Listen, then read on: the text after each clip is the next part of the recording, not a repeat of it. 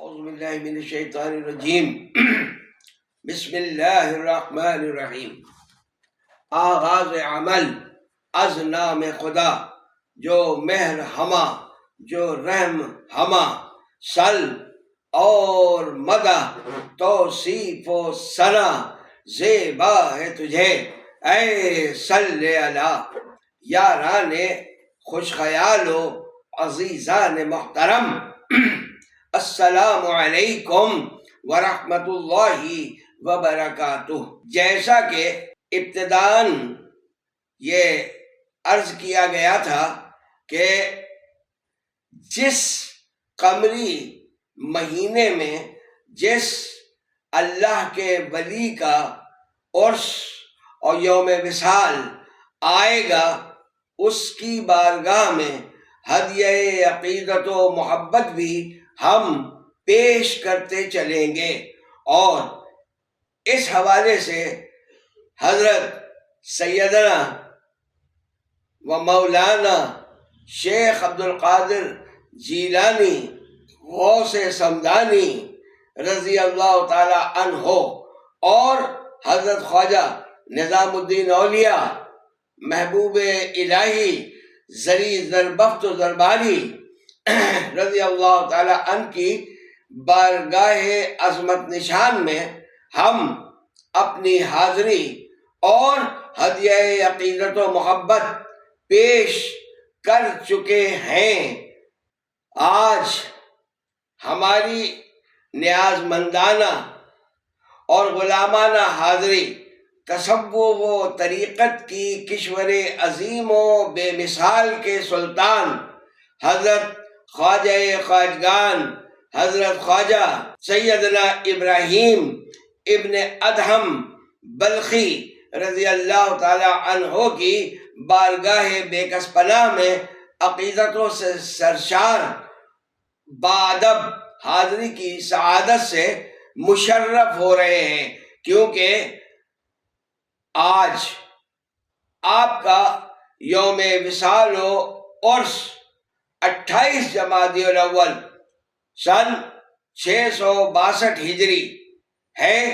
جیسا کہ عرض کر چکا ہوں کہ میں شجرہ طریقت چشتیہ کے بزرگوں کا بالتفصیل منظوم تذکرہ فارسی مثنوی پیران شجرہ چشتیہ المعروف بقصیدہ چشتیہ میں کر چکا ہوں، اور اسی مثنوی کا اردو ترجمہ آپ کی خدمت میں اس نشست میں پیش کرنے کی سعادت ہم حاصل کریں گے۔ حضرت خواجہ ابراہیم ادہم رحمت اللہ تعالی علیہ قرن اول کے اولیاء میں سے ایک عظیم بزرگ ہیں، جنہوں نے اللہ کی قربت کو پانے کے لیے دنیاوی بادشاہت کو ترک فرما کر فقر کی راہ اختیار فرمائی، نفس کشی میں خوب کوشش فرمائی اور خواہشات نفس کی ایسی بےخری فرمائی کہ روحانیت کے متلاشی افراد کے مقتدا اور امام بن گئے۔ لذات دنیا سے یکسر روگرداں ہو جانا، بادشاہت و اقتدار کو لات مار دینا، محلات کی آسائش کی زندگی کے بدلے ٹاٹ کا کرتا پہننا اور پابرہنہ سفر کرنا، 5 دن کا متصل روزہ رکھنا، یاد حق میں شدید مجاہدات سے مزین بندگی، گویا دنیا کو مکمل طلاق بے شک بڑے جگرے کا کام ہے۔ حضرت نعمان بن ثابت امام اعظم ابو حنیفہ رضی اللہ تعالی عنہ کی درسگاہ سے علوم ظاہری کی تکمیل فرمائی، لیکن آپ ترک و تجرید اور رجوع اللہ کی اس منزل پر فائز تھے کہ آپ کے استاد محترم حضرت امام اعظم ابو حنیفہ رضی اللہ تعالی عنہ آپ کو کبھی ابراہیم کے نام سے مخاطب نہ فرماتے بلکہ سیدنا کہا کرتے۔ دیگر شاگردوں نے آخر کار ایک دن پوچھ ہی لیا کہ حضرت یہ آپ کے شاگرد ہیں، پھر یہ سیدنا کیوں کر ہو گئے؟ تو امام اعظم ابو حنیفہ رضی اللہ تعالی عنہ نے ارشاد فرمایا کہ ہم دنیا میں بھی مصروف رہتے ہیں، لیکن ان کی یہ شان ہے کہ یہ ہر وقت اللہ سے شاغل رہتے ہیں، اس لیے لائق احترام ہیں، اور ہم ان کے استاد ہونے کے باوجود ان کو سیدنا کے نام سے مخاطب کرتے ہیں۔ طریقت و تصوف کے میدان کے آپ وہ شہسوار تھے کہ جن پر طریقت کو ناز اور تصوف کو فخر ہے۔ آپ کے مرشد کا اسم مبارک حضرت فضیل بن عیاض رضی اللہ تعالی عنہ ہے، جن کی مجالست کی برکت اور جن کی نگاہ فیض اثر کا کمال یہ ہے کہ آپ اولیاء کاملین کے سرخین ہیں، اور بخدا فخر غیور کو آپ کی ذات پر ناز ہے۔ شجرہ مبارکہ چشتیہ میں سید الاولیاء مولائے کائنات علی المرتضی کرم اللہ تعالی وجہ الکریم سے 5ویں نمبر پر آپ کا اسم مبارک درج ہے۔ شجرہ مبارکہ شروع ہوتا ہے اللہم صلی علی سیدنا و مولانا محمد کان علیاً فی درجاتہ حسناً فی صفاتہ واحداً فی تجلیاتہ ابا الفیض فی افاضتہ و ابراہیم فی تسلیمہ، یعنی آپ نے حضرت فضیل بن عیاض رضی اللہ تعالی عنہ سے خرقہ خلافت پایا، اور آپ کے خلیفہ اعظم حضرت خواجہ سدید الدین حذیفہ مرعشی ہوئے۔ آپ کے دوسرے خلیفہ حضرت خواجہ شفیق بلخی رحمت اللہ تعالی علیہ ہیں۔ ایسی عظیم اور روحانی شخصیت حضرت خواجہ ابراہیم ابن ادہم بلخی رضی اللہ تعالی عنہ کو اگر کوئی ناعاقبت اندیش اللہ کی ذات میں خود کو ضم کر دینے اور فنا فی اللہ کی منزل سر کر لینے میں کامیاب ہو کر معراج بقا پا جانے کی حقیقت کو سمجھنے سے قاصر ہے، تو یہ کیا ضروری ہے کہ تحریراً و تقریراً اس کا انکار و بطلان بھی کر دے اور ان کے وجود سے ہی منکر ہو جائے، اور انہیں کوئی دیو مالائی فرضی شخصیت ماننے پر ضد کرے اور کہیں کہ بھلا یہ کیسے ممکن ہے کہ ایک باشعور صحیح الدماغ شخص بادشاہت و اقتدار اور حکومت چھوڑ کر اللہ کی محبت میں جنگلوں کی خاک چھانتا پھرے، کیونکہ اس کا یہ عمل اسلام کی تعلیمات کی کھلی خلاف ورزی ہے۔ کیسی افسوسناک فکر ہے کہ چونکہ ابراہیم ابن ادہم سیدنا امام زین العابدین، سیدنا امام باقر اور سیدنا امام جعفر صادق علیہ السلام کے صحبت یافتہ تھے، اس لیے شیعہ تھے، تو صوفی کیسے ہو سکتے ہیں اور تصوف سے ان کا کیا تعلق؟ اب اگر ان سب بے سروپا باتوں میں پھنسے تو اپنے مقصد سے ہم کہیں بہت دور نکل جائیں گے۔ اس لیے آئیے مثنوی پیران شجرہ چشتیہ سے ایک باب جو میں نے حسب وعدہ جو میں نے رقم کیا ہوا ہے اپنی اس کتاب میں، اور یہی عرض کیا ہے کہ انشاءاللہ اس سے ہی اردو ترجمہ ہم آپ کی خدمت میں پیش کریں گے۔ میں اس چیپٹر میں حضرت سیدنا ابراہیم ادہم بلخی رضی اللہ تعالی عنہ کے حوالے سے پہلے اپنے قلم سے 3 اشعار میں مخاطب ہوں کہ سر نگو شو اے قلم تعظیم کن، اہل دل را عزت و تکریم کن، در سے عشق دل برا تعلیم کن، نعمت حب برملا تقسیم کن، عظمت سلطان ماں تسلیم کن، بادب شو ذکر ابراہیم کن۔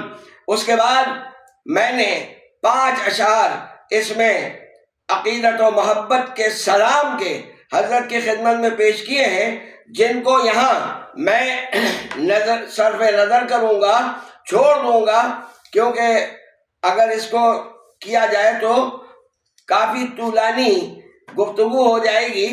اس کے بعد حضرت کے قواعد جو میرے جد کریم کی ملفوظات شریف کی کتاب حضرت حافظ سید محمد علی شاہ صاحب خیر آبادی رحمۃ اللہ علیہ کے مناقب حافظیہ سے حضرت ابراہیم ابن ادہم رضی اللہ تعالیٰ عنہ کے حالات کو نظم کیا ہے، جس کا اردو ترجمہ میں انشاءاللہ پیش کروں گا۔ پہلے یہ 3 اشعار جو میں نے اپنے قلم کو مخاطب کر کے کہے ہیں، ان کا ترجمہ: اے قلم سر تسلیم خم کر اور سلطان عارفاں کی تعظیم کر، اہل دل کی عزت و تکریم کر کہ یہی رضائے رب ہے۔ محبان خداوندی نے اس کے عشق کا جو درس دنیا کو دیا، اس کی تشہیر کر۔ اے قلم محبت کی نعمت جی کھول کر تقسیم کر۔ اے قلم ہمارے سلطان کی عظمت و بزرگی کو دل سے تسلیم کر، اور خوب با ادب ہو کر حضرت سیدنا ابراہیم ابن ادہم رضی اللہ تعالی عنہ کا ذکر پاک کر۔ اب اس کے بعد میں وہ اشعار جو میں نے مناقب حافظیہ کے مضمون سے لے کر کہے ہیں، ان کا ترجمہ میں یہاں پیش کرتا چلوں۔ آپ ہی کا شرف و عزت ہے، آپ کا ہدف تو صرف اللہ کی نصرت کا حصول رہا، جس میں آپ کامیاب ہیں۔ نفع اور نقصان کے اصل معنی اور مفہوم کا عرفان تو آپ ہی کا حصہ ہے۔ آپ اللہ کے پسندیدہ بندوں میں سے اللہ کو سب سے محبوب ہیں۔ آپ منفرد ہیں۔ آپ اولیاء اللہ کی محفل میں ماہ کامل کی طرح روشن و تاباں ہیں۔ آپ نے حضرت خواجہ فضیل بن ایاز رضی اللہ تعالی عنہ سے خرقہ خلافت پایا۔